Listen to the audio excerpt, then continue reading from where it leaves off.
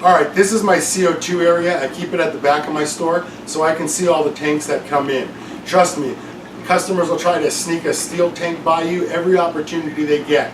But the CO2 customers are also the refill customers. These are the guys who you're going to see every week. They're the ones that come in, they're refilling their tanks, they're bringing you money.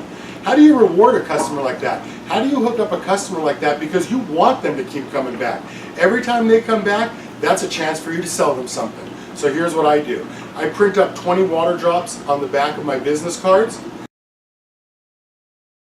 And then here's how I work the deal.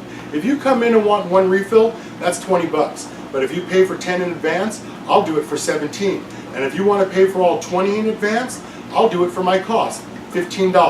Well, that's what I tell them. It really costs me 12. Nothing goes out the store for what I pay for it or less than what I pay for it.